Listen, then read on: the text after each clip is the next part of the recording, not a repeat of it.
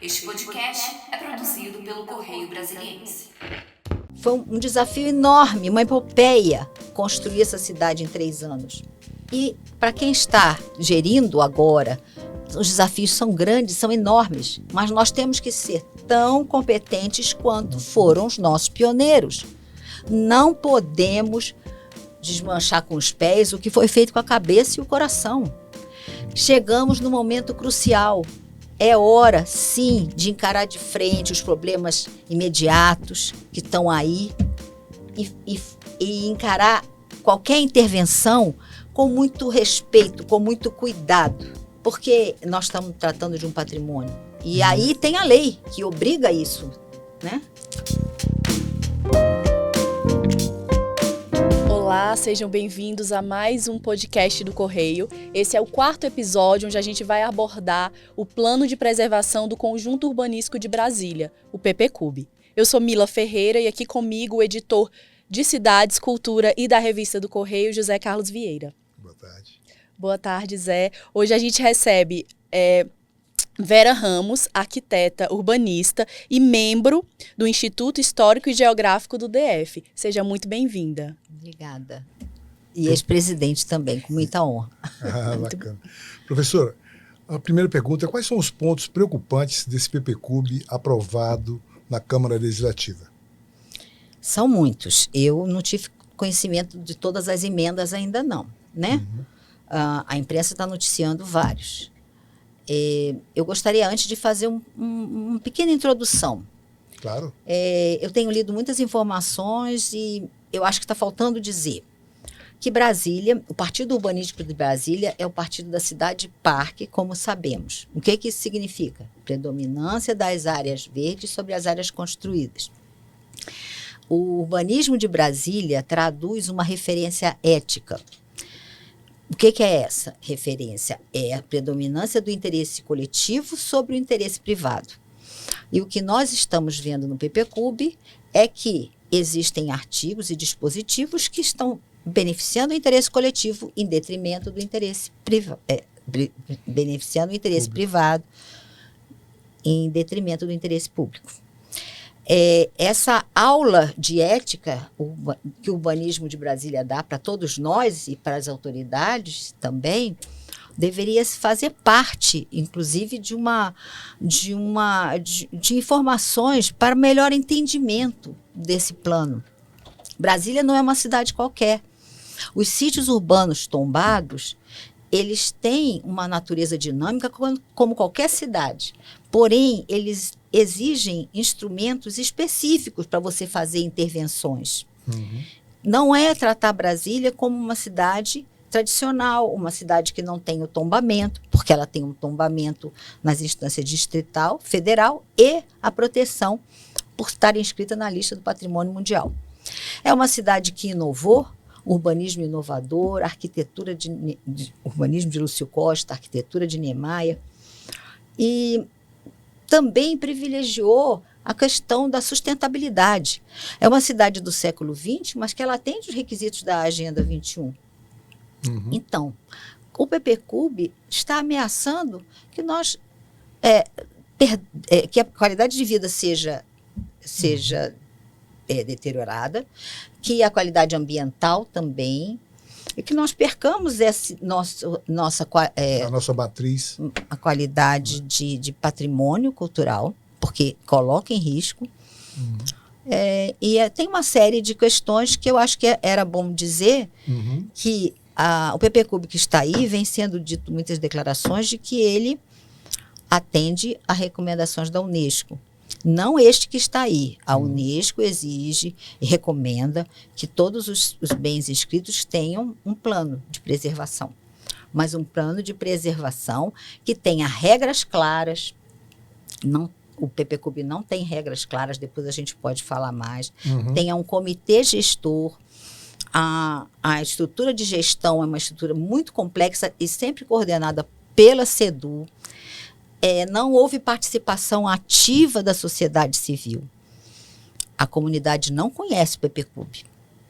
Então, se você quiser que eu aponte alguns dispositivos, seriam o adensamento, que é um dos objetivos, é o adensamento. Que interfere na qualidade de vida. Sim, moradores. como é que seria esse adensamento? Através de criação de novos lotes em áreas públicas, né?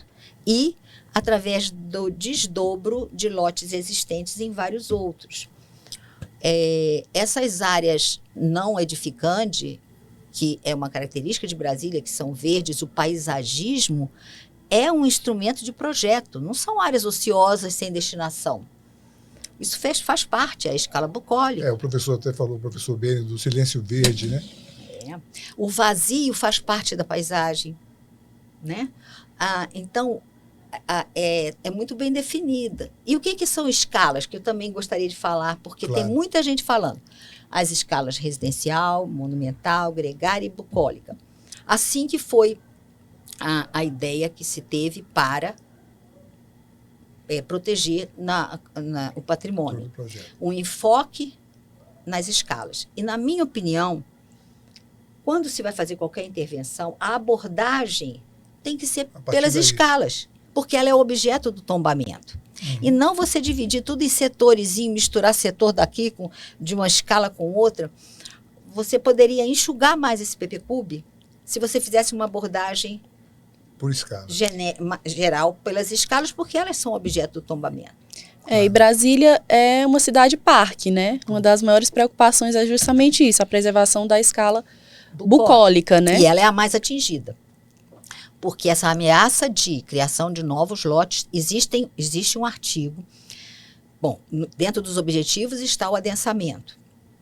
Dentre as diretrizes, consta o seguinte: as áreas não edificantes permanecem como estão, com exceção do que for estabelecido nos planos, programas e projetos.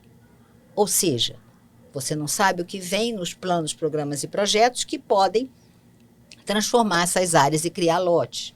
Então, o PPCub seria uma brecha para mudar, no caso, a fisionomia da A cidade. paisagem, você vai ocupar espaços que não são previstos para isso e fazem parte da proporção dentre as áreas construídas e as áreas verdes. Essa é uma ameaça muito grande. Existem as outras, por exemplo, que não há transparência em vários dispositivos, não há clareza, por exemplo, com relação às atividades. As atividades que constam, uma tabela muito complexa, que é da Classificação Nacional de Atividades Econômicas, você precisa consultar as planilhas do PPCub, que são 15 anexos, cada planilha, por exemplo, tem uma que tem 30 folhas, a outra tem 16 e por aí vai. E você precisa ficar lendo aquilo e lendo essa tabela da CNAE. É muito complicado. E a coluna de classes e subclasses ainda vão ser regulamentadas. Então, você não sabe o que vem por aí. E nesse projeto que foi aprovado na Câmara, o governador Ibanez já anunciou alguns vetos, né? Só que um dos pontos polêmicos que ele não anunciou que vai vetar é com relação à volumetria e o gabarito dos hotéis de 3 andares ali nos setores hoteleiros norte e sul. Qual é o impacto disso, desses hotéis poderem crescer até 12 andares? O impacto visual na paisagem. A volumetria faz parte do tombamento, está protegida. Então, se nós temos 3 pavimentos ali, antes de virem com a solução imediatista e improvisada, vamos aumentar. Não. Porque tudo quanto é intervenção em qualquer sítio tombado precisa ser muito estudado. De cara, nós já sabemos os impactos no trânsito, por exemplo, né? Nas ilhas de calor. Que nós estamos numa época de mudanças climáticas e desastres acontecendo que é, no mínimo, preocupante. E isso tinha que ser pensado num projeto Isso tinha que ser tamanho. muito. Cada intervenção que está prevista, que é prevista, né, venha a ser, num sítio protegido, tem que ter uma equipe multidisciplinar estudando os impactos. E aí eu venho com uma sugestão, que é o seguinte: os setores hoteleiros, ainda tem mais 8 ou 10 hotéis sem construir. Esses 16 que estão se prevendo o aumento de gabarito, vão se somar a outros. vão se somar aos outros que os terrenos estão vagos. E esses terrenos não estava previsto que eles iam ser ocupados no projeto inicial? Olha, o projeto inicial, a Nova Cap foi desenvolvendo o projeto, né? Vocês sabem disso. Então, tinha equipe de arquitetura, né, de urbanismo, e aí ele faz parte da planta, pelo que eu me lembro, da planta de urbanização registrada em cartório há tempos. Esses outros que não estão vagos, que ainda estão vagos. Mas, por exemplo, se você tem uma edificação e que ela não está se mostrando rentável, de alguma forma, você olha a lista de atividades permitidas no setor e você pode ocupá-lo com uma dessa lista, com uma das atividades ali. Então, o que se tem que fazer é qualquer intervenção tem que ser muito, muito pensada e estudada e não sair adensando, criando lote para todos os setores ou quase todos. Há previsão de criação de lotes ou desdobro, né? E o que eu posso dizer é o seguinte, os sítios urbanos têm natureza dinâmica, o tombamento é uma conquista, não é um castigo. Nós temos que ver isso sempre. Ele vai nos trazer, a valorização do tombamento vai trazer recursos. Brasília, ela é admirada no mundo inteiro. É internacionalmente reconhecida. E nós convidamos muito poucos especialistas mundiais para contribuir aqui, ou nenhum. Então, nós precisamos realmente pensar grande, olhar para essa pérola que essa cidade porque ela tem problemas imediatos para serem resolvidos, que não vi no PPCub a solução imediata, como a questão do transporte, como a questão da acessibilidade, né? E W3. Sim. E com relação ao IPHAN, o governo diz que o IPHAN deu aval, o IPHAN rebateu, dizendo que essa não é a palavra. Enfim, mas o IPHAN participou dessa discussão prévia, enfim, audiências públicas. Eu queria que a senhora explicasse também para a nossa audiência, que é volante, com relação à portaria 166 do IPHAN. Até que ponto que essa portaria, Sim. Ela é uma salvaguarda para a gente? Até que ponto ela pode nos proteger, né, de eventuais abusos com esse PPCub? Isso. É bastante preocupante. Por quê? O entendimento jurídico atual, isso eu já ouvi do presidente do IPHAN e já foi manifestado em reuniões e audiências públicas atual do IPHAN, é que existe uma gestão compartilhada entre o IPHAN e o GDF, porque ambos tombaram o Conjunto Urbanístico de Brasília. Então, o IPHAN, os pareceres do IPHAN, eles alertam para incompatibilidades, para usos desconformes, mas eles não aprovam ou desaprovam. Na portaria 166, existe uma lista de intervenções, como alteração de uso, de gabarito, etc. Lá está escrito que tem que submeter à aprovação do IPHAN. Mas a postura do IPHAN que eu escutei ao longo desses últimos anos, foi que o IPHAN ele vai se posicionar quando houver conflitos com a portaria. Mas é muito difícil você acreditar que isso vai resolver o problema, porque se há essa gestão compartilhada, o GDF está assumindo a responsabilidade de fazer tantas intervenções, de propor nesse PPCub, eu não sei se essa portaria terá força. Eu não acredito, sinceramente, que ela terá força para reverter, evitar situações, porque quando você... Ainda tem a questão da geração de expectativas. Quando você lê sobre essas todas possibilidades que o PPCub abre,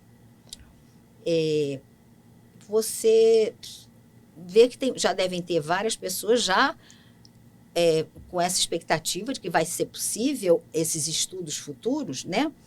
E já as pressões econômicas, sociais aumentam. A cidade, desde que nasceu, né? Ela tem As pressões são muitas. JK, Sim. na sua visão de estadista, com Sim. 1 mês e meio, Eu depois queria da... até que a senhora lesse esse bilhete, que eu achei ele muito oportuno. eu trouxe... Só explicando o que é, né? É uma carta de Juscelino. Bilhete de Juscelino ao presidente do IFAM, Rodrigo de Melo Franco, em 15 de junho de 1960, ou seja, 1 mês e pouco após a inauguração. Ele disse: Rodrigo, a única defesa para Brasília está na preservação de seu plano piloto. Pensei que o tombamento do mesmo podia constituir elemento seguro, superior à lei que está no Congresso, sobre cuja aprovação tenho dúvidas. Ele estava falando da lei a primeira lei, 3751, que é a nossa lei orgânica, a primeira lei orgânica, que dizia que qualquer alteração tinha que passar pelo Congresso no plano piloto. Então, ele se refere a ela. Peço-lhe a fineza de estudar essa possibilidade do tombamento, né? Ainda que forçando um pouco a interpretação do patrimônio, porque na época, e até hoje, muitas cidades seculares que eram tombadas, não uma cidade com 1 mês de nascida, como Brasília. Considero indispensável uma barreira às arremetidas demolidoras, que já se anunciam vigorosas. Grato pela atenção, abraço JK. 15 de junho de 1960. Esse é o estadista e que não tem medo do tombamento, porque quem sabe o que é, quem entende, ele não tem medo do tombamento. A falta de informação, ela acarreta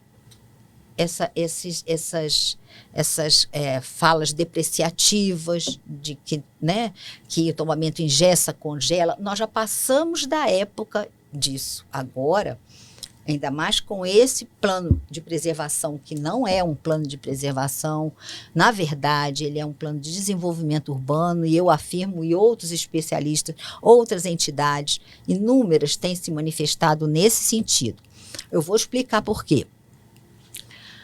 O Plano de Preservação do Conjunto Urbanístico de Brasília, o PPCUB, Projeto de Lei 41/2024, Projeto de Lei Complementar, os dispositivos referentes à preservação, eles são a caracterização do conjunto urbanístico e são princípios e diretrizes.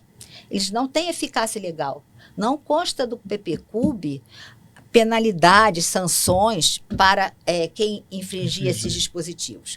Os dispositivos eficazes, realmente, são os de uso do solo, que falam das atividades e do gabarito, das alturas, etc., da forma de ocupação, e os de desenvolvimento urbano, que eu destaco esses planos, programas e projetos, e que eu chamei de cheques em branco. Essa minha fala já foi rebatida e repercutida também por outras pessoas, né? O professor disse que era um talonário, né? Eu já ouvi também. Por quê? Porque a tão anunciada segurança jurídica que o PPCUB vinha trazer, ele não traz. Porque ele expõe o conjunto urbanístico de Brasília a uma enorme vulnerabilidade. Então, ficamos totalmente inseguros. E outra coisa, esses planos futuros serão incorporados ao PPCUB. Como assim? Então, vamos ter mudanças constantes, alterações constantes. O que a Unesco pede, recomenda, regras claras, alturas definidas, forma de ocupação, usos definidos. Preservação das escalas. Exato. Nessas regras para a preservação da escala. Como eu disse, o objeto do tombamento são as escalas. As características fundamentais das escalas têm que ser preservadas. As atividades, os usos, eles podem ser flexibilizados, mas não pode haver usos incompatíveis que gerem mais estresse e aumente o tráfego e incompatibilidades, incomodidades aos moradores. Por exemplo, de uma superquadra, eu vi que as bancas de jornais e revistas, que são edificações de 15 metros quadrados, 20, sei lá, está sendo permitido uma série de atividades. E eu não consultei a tabela da CNAE para poder me detalhar mais, mas pela quantidade e diversidade, eu já imagino que isso venha a ser algum problema. Os usos, as escolas e os jardins de infância que estão dentro das superquadras, está sendo permitida a concessão de uso delas para particulares. E há a previsão de que os usos sejam mantidos. Entretanto, experiência similar aconteceu nas quadras 700 da Asa Norte, na década de 90, onde foram cedidos os lotes de escolas e os lotes institucionais para serem explorados por particulares. Você vê lá academia, templo, uma série de desvirtuamentos de uso. Olha o incômodo que isso traria para dentro de uma superquadra. Nas entrequadras existem a unidade de vizinhança, que é formada por superquadras, entrequadras, né? Inclusive o comércio local. Para você, os usos podem ser atualizados, com certeza, mas tem que ter participação da comunidade. Não é vir de cima para baixo, com atividades e usos que a unidade de vizinhança ela é formada, a raiz de Brasília é a superquadra. Como a senhora falou no início da nossa conversa, não é?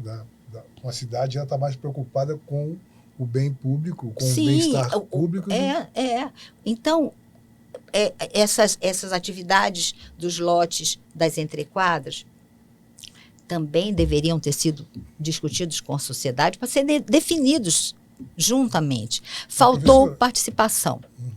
Mas como fazer a cidade se desenvolver preservando o patrimônio? Como unir esses dois aspectos de uma cidade viva como é Brasília? Sim, você tem que priorizar a preservação, você tem que resgatar conceitos que estão se perdendo, você tem que corrigir desvirtuamentos, e para isso tem que sentar na mesa uma opção de segmentos da sociedade para se definir. Tem que ter instrumentos de preservação, de incentivo, de valorização do patrimônio, incentivar o turismo cultural, que vai trazer renda para fazer a conservação dos nossos edifícios, dos nossos espaços públicos, e sempre com muita participação. O patrimônio, a população é a guardiã do patrimônio. E o que eu via e vejo nas declarações oficiais e nas audiências públicas, é bom, importante falar, é que esse PPCub vem para condensar e atualizar normas. Ele vai muito mais além. Não é informada todas essas possibilidades que o PPCub abre. Então, essa questão de comércios locais, né, que não podia quase nada com o pet shop, é só você olhar na norma primeira dos comércios locais, tem lá as atividades permitidas e o último item diz, e outras atividades que atendam às superquadras. Então, aí está incluído o pet shop e outros usos, porque era só o examinador ler aquilo ali e ver se era um uso compatível que atendesse moradores. Então, não é só isso. A vocação da SEDU sempre foi atualizar normas, haja vista agora o setor comercial, o SIG, foram atualizadas. Isso é um avanço de condensar, apesar de eu achar as planilhas muito prolixas. Há conflitos dentro das próprias planilhas. E a senhora tinha comentado que antes essa atribuição de cuidar de patrimônio, de monumentos, antes era da Secretaria de Cultura, né? Sim, e foi transferida para a SEDU. A Secretaria de Cultura, pelo que eu sei, pouquíssimo participou. Porque quando você diz que a entidade, a secretaria, faz parte do Complan ou de outros conselhos, a participação que se deseja é muito pequena. E a participação ideal era que estivesse no dia a dia elaborando. Essa atribuição da Secretaria de Cultura passou para a Secretaria de Desenvolvimento Urbano no início dos anos 2000. Então, a Secretaria de Desenvolvimento Urbano, conheço muitos técnicos, respeito, mas não tem vocação cultural. Faltou no PPCub essa visão cultural do patrimônio. sobrou uma visão desenvolvimentista.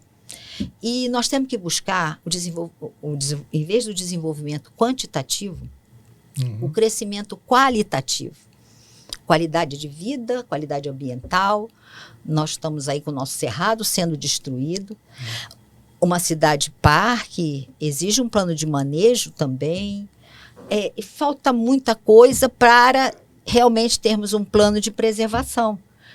No meu entendimento, deveria se sentar.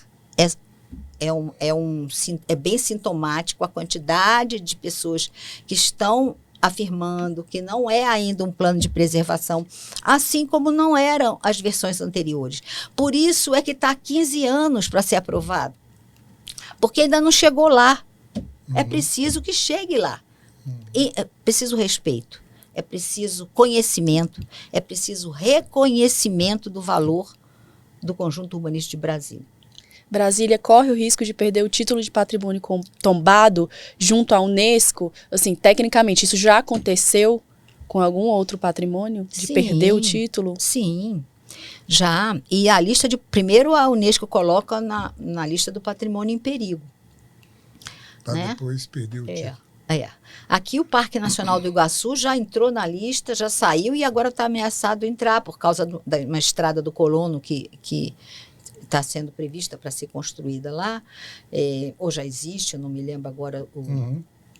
Mas outras cidades na Alemanha, Dresden, já perderam. Qual seria o prejuízo de Brasília se perder? Seria um prejuízo... É incalculável. É isso? Brasília é inovação. Não podemos retroceder em pleno século XXI. Nós temos que incrementar essa inovação com soluções inteligentes. Devemos evitar, como o Lúcio Costa fala, no documento Brasília Revisitada, ele é anexo à legislação de proteção de tombamento distrital e federal. Então, há uma série de recomendações ali que parecem que não estão sendo levadas em conta sobre complementação e preservação e sobre expansão urbana. Bom, o Lúcio Costa sugeriu, na época, esse documento de 1980, logo depois do tombamento, quando o Lúcio Costa veio à cidade e ele previu, e ele viu aqueles espaços vazios e propôs o sudoeste e o noroeste. Mas o que ele propôs no croquis, perto do que está construído, quase que dobrou a quantidade, né, a mancha, vamos dizer assim. Estão lá já, pronto. Agora, o que ele termina nas conclusões, fala assim, nós temos que fugir das teorias protelatórias e das improvisações. E é isso que nós temos que fugir, essas improvisações irresponsáveis, é esse o termo. E também no relatório do plano piloto, eu quero lembrar isso porque é preciso nós estarmos imbuídos de uma certa dignidade e nobreza de intenção, porque é assim que ele começa o relatório quando apresenta o projeto do plano piloto. Então, eu quero que todos nós e as pessoas envolvidas, principalmente as autoridades, tomem para si essa nobreza de intenção na hora de lidar com esse patrimônio.